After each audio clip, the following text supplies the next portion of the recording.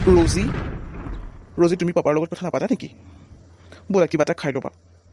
তোমাৰ বৰ্ণালী বায়ে ধুনীয়াকৈ তোমাৰ কাৰণে পাস্তা বনাই থৈছে, চেণ্ডউইচ বনাইছে। বোলা বোলা খাই ল'বা বোলা। মই এতিয়া একো নাখাওঁ, মোৰ খাবলৈ মন যোৱা নাই। যোৱা, ইয়াৰ পৰা গুচি যোৱা। মোক অকলে থাকিবলৈ দিয়া পাপা। মই এতিয়া কাৰোঁ কথা পাতিবলৈ বিচৰা নাই। যোৱা বুলি কৈছো নহয়, যোৱা। মই একো নাখাওঁ।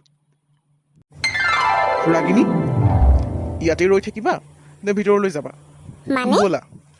উৎপলীটো কাৰ ঘৰ হয়? তুমি মোক ছাৰপ্ৰাইজ দিয়াৰ কথা কৈছিলা নহয়, ক'ত? মোৰ ছাৰপ্ৰাইজটো তুমি এতিয়ালৈকে নিদিলা আৰু আহি গ'লা ইয়ালৈ। কাৰ ঘৰলৈ আহিছোঁ কোৱাচোন? মই সঁচাকৈ ধৰিব পৰা নাই।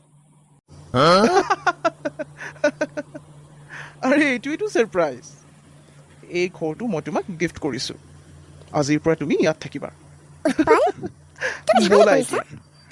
আৰু চিৰিয়াছ, মানে তুমি মোক এইটো ঘৰ গিফ্ট কৰিছা? আনবিলিভেবল। অ' কাম অন ৰাগিনী, মই আৰু তোমাৰ লগত ধেমালি কৰিম? মই সঁচাকৈয়ে কৈছোঁ, এইটোৱে তোমাৰ surprise. Really? Oh' my god, thank you so' much Utpal.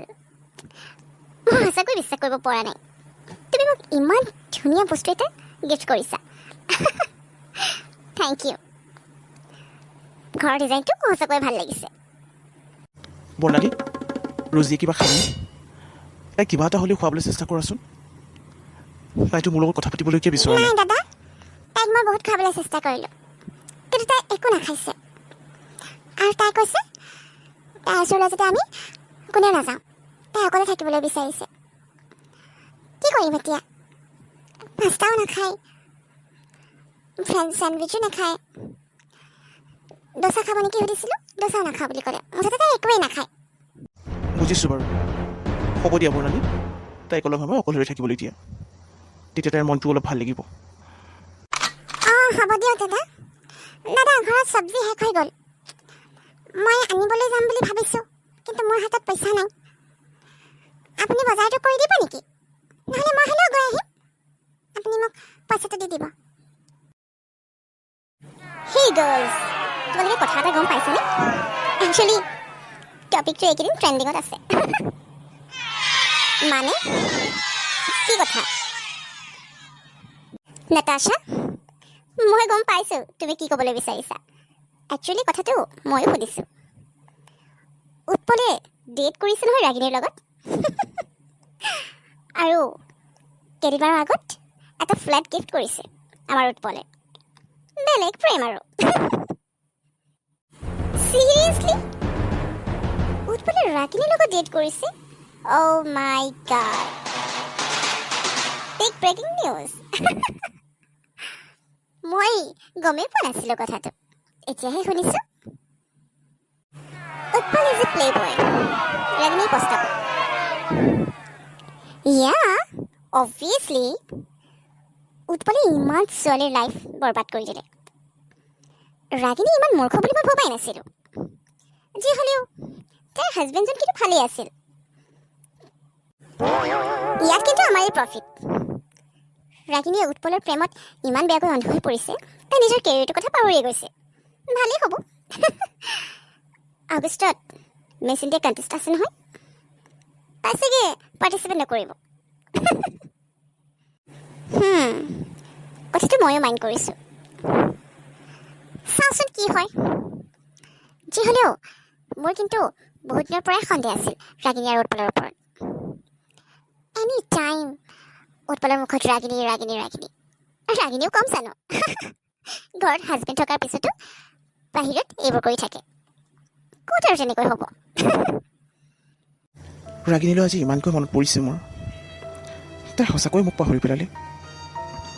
কিয় এনেকুৱা কৰিলা তুমি ৰাগিনী? মই তোমাক কিমান বেছি ভাল পাইছিলোঁ।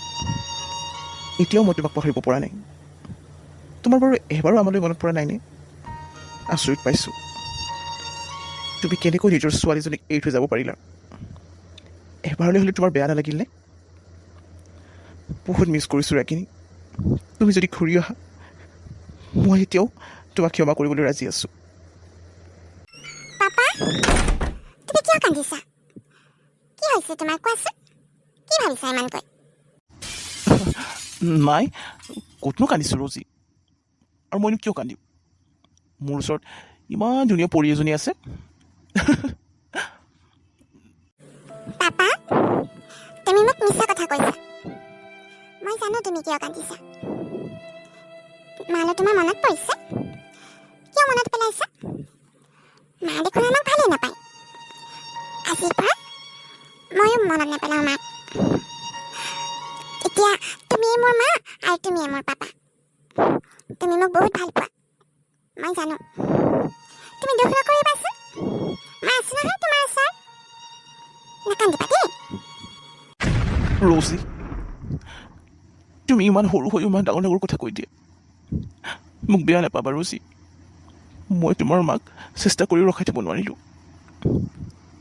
অফ তুমি আকৌ দুখ কৰিলা মইতো সঁচাকৈ তোমাক বেয়া পাম চাবা মই কিন্তু তোমাৰ লগত কথা নাপাতিম তুমি মোক প্ৰমিছ কৰিব লাগিব যাতে তুমি আজিৰ পৰা কেতিয়াও দুখত নাথাকা তুমি মোক পৰী বুলি কৈছা নহয় তোমাৰ পৰীজনী যদি তোমাৰ ওচৰত থাকিব লাগে তেতিয়াহ'লে তুমি হাঁহি থাকিব লাগিব বুজিলা ৱাও উৎপলে মোক ইমান ধুনীয়া ছাৰপ্ৰাইজ দিলে আই এম ছ' হেপী